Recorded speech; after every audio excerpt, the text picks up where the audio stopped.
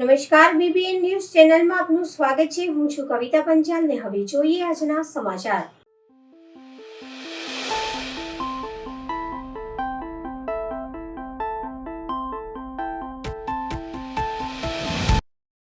શ્રી ગુરુદત્ત યુવક મંડળ દ્વારા શનિવારે શ્રી ગણેશ જયંતિ નિમિત્તે શ્રી સત્યનારાયણ પૂજા અને સાંજે મહાપ્રસાદ ભંડારો રાખવામાં આવ્યો હતો।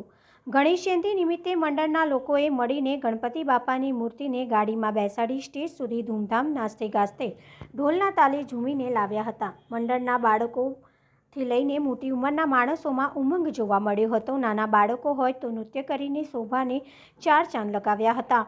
બાપાના જન્મદિવસ નિમિત્તે નાની બાળકીઓ દ્વારા કેક કાપી અને મહાભંડારાનું આયોજન કરવામાં આવ્યું હતું। વધુમાં મંડળના કાર્યકર્તાએ જણાવ્યું હતું કે જય ગણેશ, અમારું નામ વૈભવ ગુડેકર છે। અમે આપણા શ્રી ગુરુદત્ત યુવક મંડળમાં દર વર્ષે ગણપતિનો જે માઘ ગણેશ જયંતિ આવીએ છીએ એમાં અમે ગણપતિનો આવી રીતે બર્થડે સેલિબ્રેટ કરીએ છીએ। જેમાં નાના પાયા પર અમે ભંડારાનું આયોજન કરીએ છીએ, જેમાં તમે જોઈ શકો છો કે આટલી બધી પબ્લિક આવે છે। અને અમારું મંડળ ખાસું જૂનું છે, 57 વર્ષથી તમે જોશો બરોડામાં એકમાત્ર એવું મંડળ છે કે જે એક જ પ્રકારની વિષ્ણુરૂપી મૂર્તિની સ્થાપના કરે છે। અને અમારી મૂર્તિ પર જે બી ઓર્નામેન્ટ છે બધા સોના ચાંદીથી બનાવવાના આવેલા છે। અને બરોડામાં મન્નતના ગણપતિ તરીકે ફેમસ છે। કઈ જગ્યાએ છે આપણું શ્રી ગુરુદત્ત યુવક મંડળ દીઘાનો વાડો દાંડિયા બજાર। કેટલા માણસો અત્યારે 1500 થી 2000 માણસોનું છે। આજે કયા કયા પ્રકારનો પ્રોગ્રામ રાખ્યો? આજે આપણે નાના છોકરાઓનું એટલે મેઇન તો આપણું ભંડારો છે। સવારે સત્યનારાયણ મહારાજની કથા હતી અને અત્યારે નાના છોકરાઓનો ડાન્સ અને પછી ભંડારાનું આયોજન છે। મારું નામ વૈભવ ગુડેકર છે।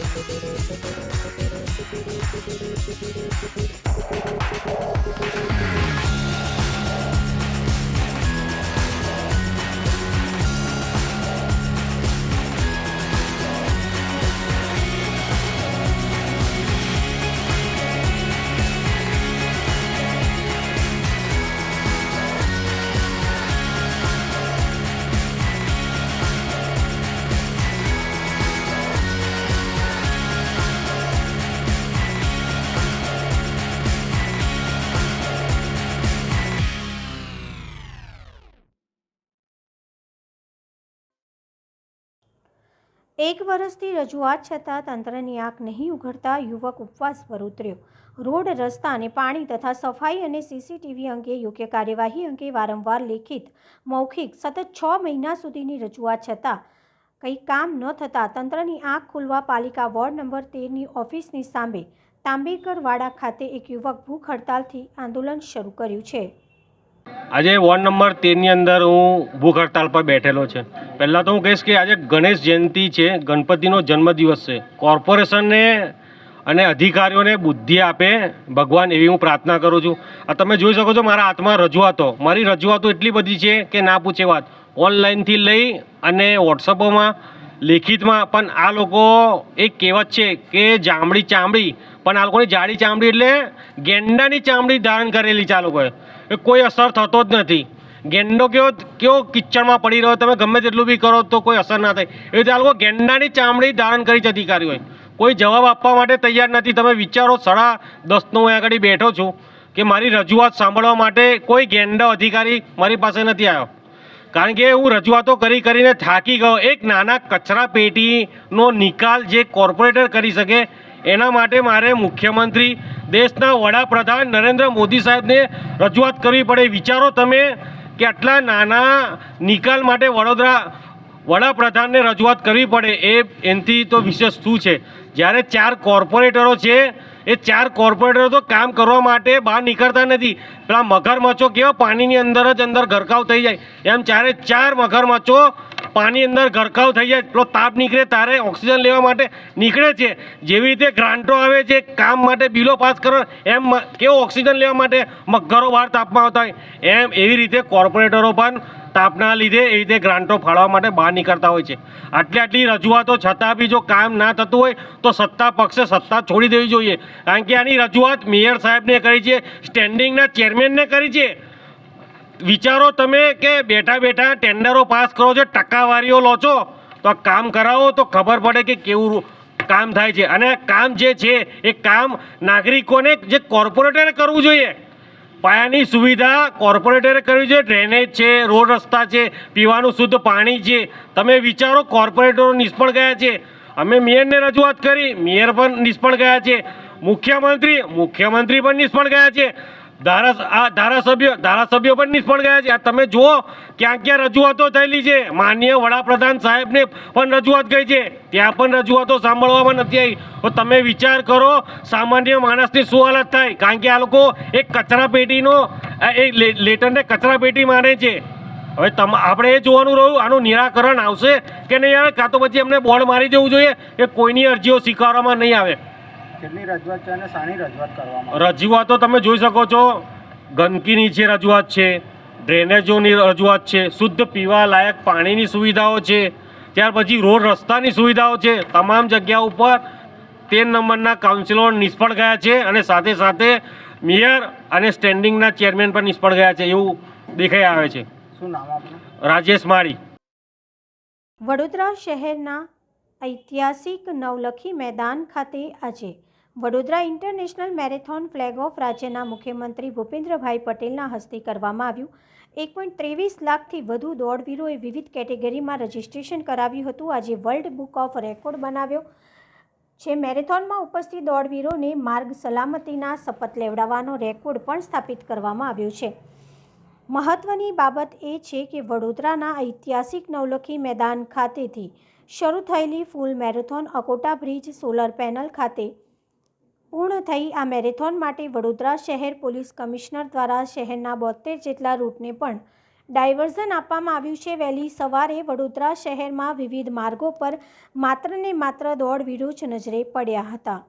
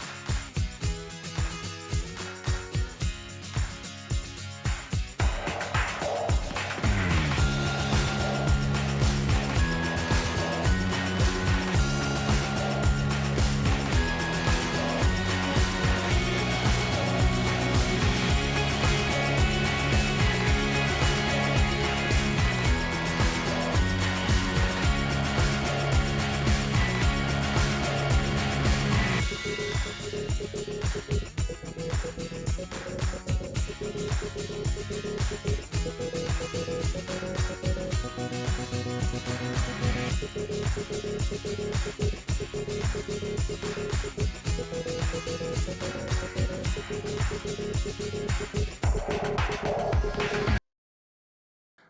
બરોડા પબ્લિક સ્કૂલ CBSE 2નું ઉદ્ઘાટન શ્રી ભૂપેન્દ્રભાઈ પટેલના હસ્તે કરવામાં આવ્યું.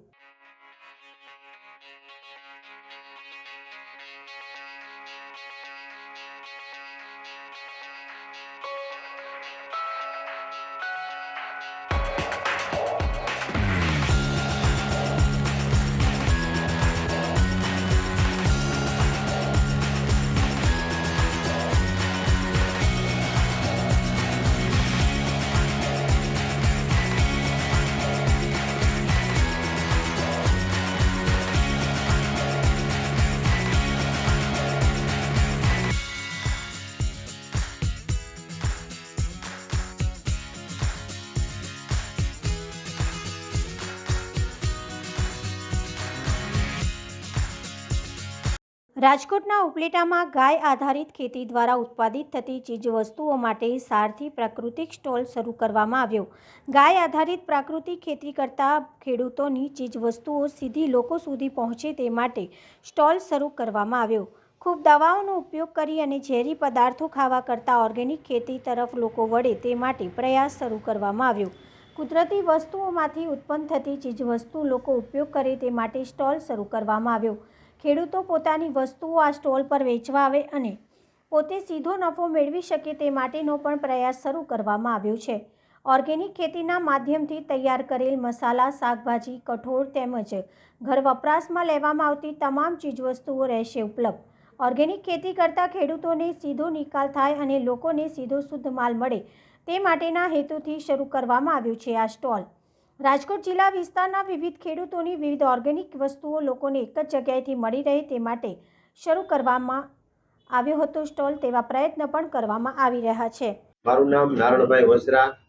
ઉપલેટાને આંગણે પ્રાકૃતિક કૃષિ કરતા ખેડૂતોને વેચાણ માટે થઈને એક પ્લેટફોર્મ અને જે શુદ્ધ અને સાત્વિક ખાવાવાળા કસ્ટમરો માટેનું ખરીદ માટેનું એક પ્લેટફોર્મ, જે ઓર્ગેનિક ખેતી કરે છે, જે દવા ખાતર ઝેર મુક્ત વગરની જે ખેતી કરે છે એના માટેનું સીધું વેચાણ એટલે કે એક પ્લેટફોર્મ, અને જે દવા ખાતર વગરનું જે ઝેર મુક્ત ખાવા માંગે છે એ કસ્ટમરો માટેનું એક સીધું પ્લેટફોર્મ.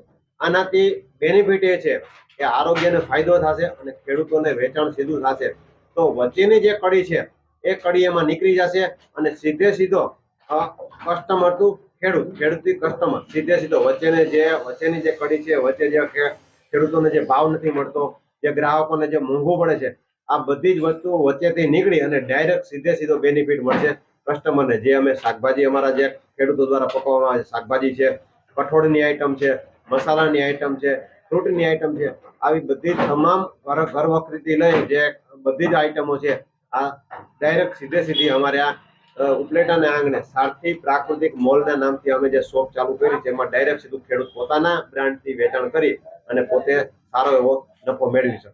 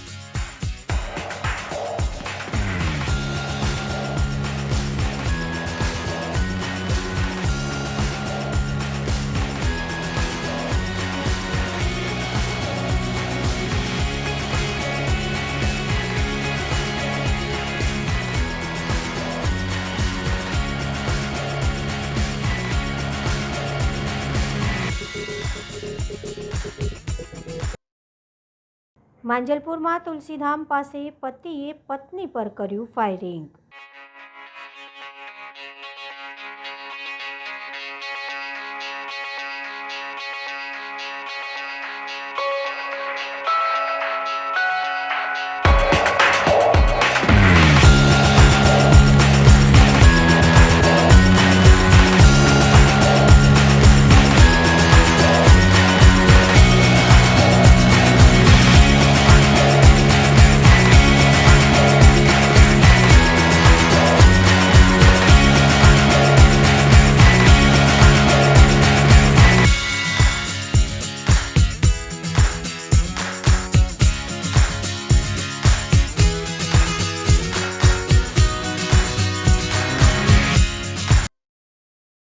માંજલપુરમાં તુલસીધામ 4 રસ્તા પાસે પતિએ જ પત્નીને ગોળી મારી ઈજા પામેલા બેનને સયાજી હોસ્પિટલમાં સારવાર અર્થે ખસેડવામાં આવ્યા. માંજલપુર વિસ્તારમાં આજે ચકચારી ઘટના બની હતી, જેમાં પતિએ જ પત્નીને ગોળી મારી હોવાની પ્રાથમિક માહિતી મળી છે. આ ચકચારી ઘટનામાં પત્નીને કમરના નીચેના ભાગે ગોળી વાગતા ગંભીર ઈજાઓ પામી હતી, જેથી ઇજાગ્રસ્ત મહિલાને તાત્કાલિક સારવાર અર્થે હોસ્પિટલમાં ખસેડવામાં આવી છે. મળતી માહિતી અનુસાર માંજલપુરમાં તુલસીધામ 4 રસ્તા પાસે આવેલ શ્રીજી ટેનામેન્ટમાં રહેતા નીલમ શર્માને તેમના પતિ હરિન્દર શર્માએ પોતાના પાસે 12 બોરવાળી બંદૂકથી ગોળી મારી હોવાનું સૂત્રો દ્વારા જાણવા મળી રહ્યું છે. આ ઘટનામાં ગંભીર ઈજા પામેલા બેનને સયાજી હોસ્પિટલમાં સારવાર અર્થે ખસેડવામાં આવ્યા હોવાનું જાણવા મળી રહ્યું છે. આ ચકચારી બનાવમાં એક યુવક પણ ઈજા પામ્યો હોવાનું સામે આવ્યું. મળતી માહિતી અનુસાર પત્ની ઉપર ફાયરિંગ કરનાર હરિન્દર એરફોર્સનો રિટાયર્ડ કર્મચારી છે. માંજલપુર પોલીસે હાલ તેમની અટકાયત કરી કાર્યવાહી હાથ ધરી છે.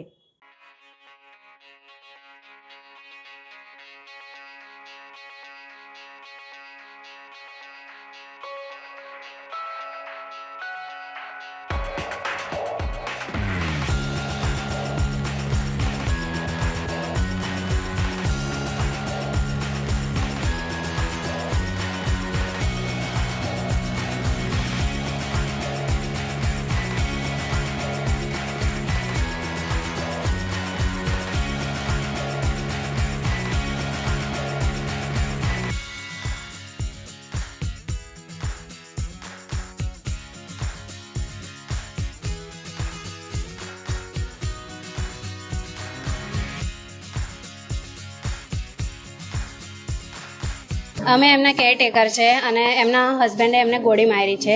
અમે ગયા હતા આજે, એમનો સામાન બધો ફેંકી દીધો હતો. આજે લગભગ 9-9:30 વાગે એમનો સામાન બધો ફેંકી દીધો, એમના હસબન્ડ અને એમના છોકરાઓ. તો ગયા પોલીસ કેસ કરીને આવ્યા અને ઘૂસવા નહીં દેતા હતા. એના માટે થઈને અમે જાડી ઉપર પેલા હતા એમને પેલું કર્યું થોડું કે, તો એમને સીધી ગન લાવીને ગન મારી દીધી છે. એમના હસબન્ડ હરવિંદર શર્મા. નીલમ શર્મા. એમની શું હાલત છે? અંદર છે. અચ્છા, વિવાદ બેન કઈ બાબતને લઈને છે? આ બંને જણા વચ્ચે જે વિવાદ છે, તમે કેરટેકર તરીકે છો, પણ તમે વિવાદ કઈ બાબતમાં છો? પર્સનલી એટલું બધું તમને બેન તમને શું ખબર છે? એમને વિવાદ છે આ બધું, મતલબ ઘરમાં રહેવા માટે થઈને જ વિવાદ છે. બસ બીજું ઘર માટે થઈને જ છે. તમારું નામ શું બેન? ભૂમિ પ્રજાપતિ. અચ્છા બેન, તમે બી કામ કરો, તમને ડર લાગે છે કે તમને આવું કોઈ હુમલો? હા, કરી શકે છે. એમનો કોઈ ભરોસો નથી, એ કરી શકે છે. એ હરવિંદર શું કામ કરે છે? એ પહેલા એરફોર્સમાં હતા, પછી ઓએનજીસીમાં આવ્યા અને પછી હવે બસ હવે રિટાયર્ડ થઈ ગયા છે. લાયસન્સ વગેરે એમની પાસે? હા છે, હશે. એટલી બધી જાણ નથી બીક સર. લાગે છે બેન? બીક લાગે છે? લાગે તો ખરી જ ને સર. અચ્છા, ગન ઘણા મારે તો. આ જે ઘટના બની છે, તમે શું કરતા હતા? અમે ત્યાં જ હતા. આ બેન એમની પાસે, બાની પાસે ઊભા હતા અને હું છે તે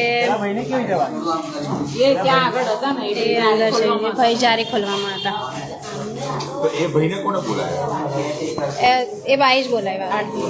એ બાઉન્સર જે ભાઈનો ધંધો છે, જે બાઉન્સર છે, હા, હવે એટલો ખ્યાલ નથી અમને. એ ભાઈ કેવી રીતે આવી ગયા અચાનક? એ ભાઈ કેવી રીતે? એ ભાઈ ઓળખે છે એમની છોકરીએ કે એમને તેમને ફોન કર્યો હશે તો એ આવ્યા હતા. 55 વાગે માંજલપુર પોલીસ સ્ટેશનમાં એક કંટ્રોલ વર્દી મળેલી કે નીલમબેન હરવિંદર શર્મા નામના જે ભોગ બનનાર છે, એમને એમના પતિ હરવિંદર શર્મા નાઓએ ગોળી મારેલી છે.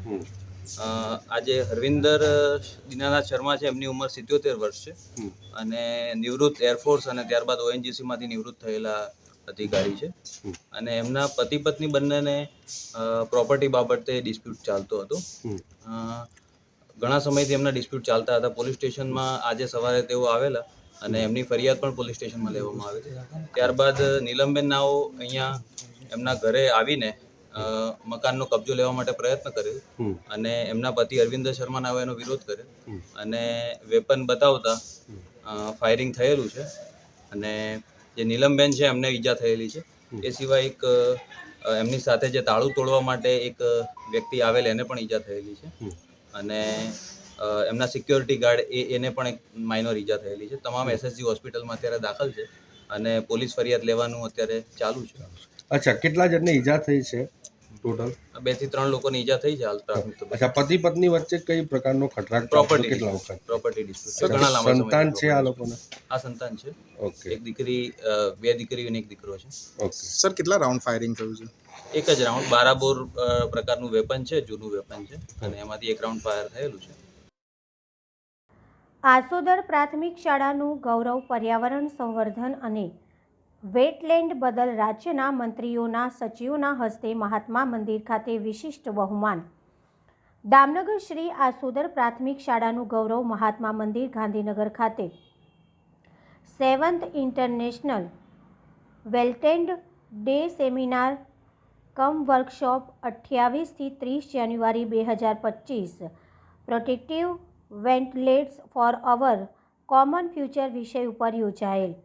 મુખ્ય મહેમાન મુળુભાઈ બેરા વન અને પર્યાવરણ મંત્રી, કેબિનેટ કક્ષા મુકેશ પટેલ મંત્રી શ્રી વન અને પર્યાવરણ વિભાગ રાજ્ય કક્ષા, doctor R.K. Sungur IFS director ગીરફા foundation, doctor Jaypalsinh IFS PCCF wildlife Gujarat, Sanjeevkumar IAS principal secretary forest and environment department Gujarat, RP Gehlot GFS director Gir foundation Gandhinagar, mister Ashish Tiwari IFS, doctor Tej Mundukar, mister Brijesh Swaroop IFS, mister Vishwaranjan Sinha, doctor Hitesh Kumar, doctor B Suchindra IFS, doctor Sharadchandra અને અન્ય મહાનુભાવોએ દીપ પ્રાગટ્ય કરી કાર્યક્રમને ખુલ્લો મૂક્યો, જે અંતર્ગત પર્યાવરણ વિભાગમાં શ્રેષ્ઠ કામગીરી કરનાર 4 શાળાઓને સન્માન માટે બોલાવેલ.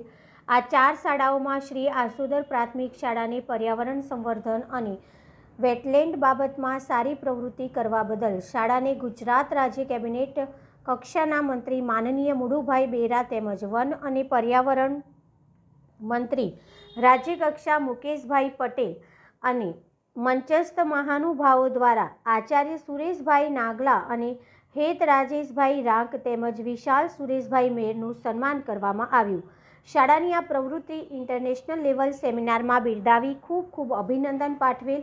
આ તકે શાળા પરિવાર, મહાનુભાવો અને ગીર ફાઉન્ડેશન ગાંધીનગરનો આભાર સાથે રાજીપો વ્યક્ત કરવામાં આવ્યો હતો. આ પ્રસંગે અહીંયા ઉપસ્થિત આપણા સિનિયર કેબિનેટ મંત્રી અને વન વિભાગના તમામ અધિકારી કર્મચારી સાથે એક મંત્રી નહીં પરંતુ સામાન્ય વ્યક્તિ તરીકે કામ કરતા એવા આપણા સૌના વડીલ કેબિનેટ મંત્રી શ્રી મુળુભાઈ, એવા જ જેમને ઘણી બધી વાતો એમના વક્તવ્યમાં કરી છે, head of forest Shri AP Sinhji, જેમણે મુળુભાઈએ પણ કીધું ને અમે પણ કીધું કે તમને ઉપર બેસાયેલા છે એટલે કંઈક તો દેવું પડે, એવા અમારા GPCBના ખૂબ જ સારી કામગીરી કરતા અને GPCB ડિપાર્ટમેન્ટ જે ત્યારથી સંભાળે છે એમાં એની ઝાંખી, એની ઝલક ઓપન કરે સરી.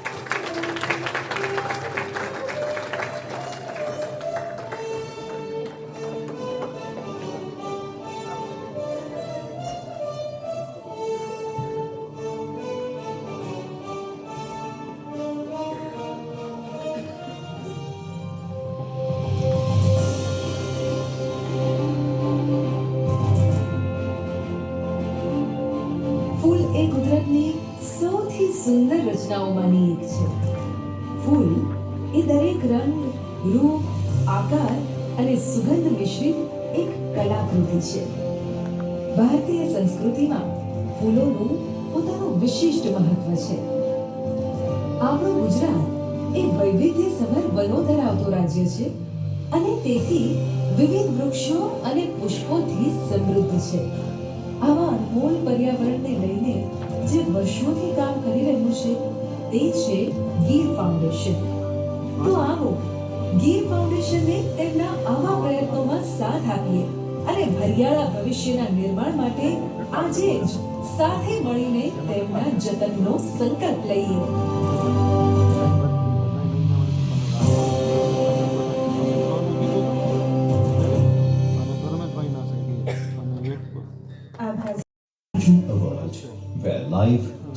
in perfect harmony with nature. A world shaped and nurtured by wetlands. Wetlands are among the Earth's most productive ecosystems, offering immense social, economic, and environmental value. They are vital nature-based solutions, providing water security, disaster risk reduction, sustainable livelihoods, and biodiversity preservation. This year, on World Wetlands Day 2025, we unite under the theme Protecting Wetlands for Our Common Future. Value, protect, inspire. A call to action to safeguard these ecosystems for generations to come. Gujarat, the jewel of India's western coast, stands out for its extensive wetland coverage. With over 17,613 wetlands spanning 3.5 million hectares, Gujarat contributes 21.9% of India's total wetland area, the highest in the country. From the salt marshes of the Great and Little Run of Kutch to the serene Nal Sarovar Bird Sanctuary, these ecosystems support diverse flora and fauna, strengthen local livelihoods, and serve as crucial buffers against climate change.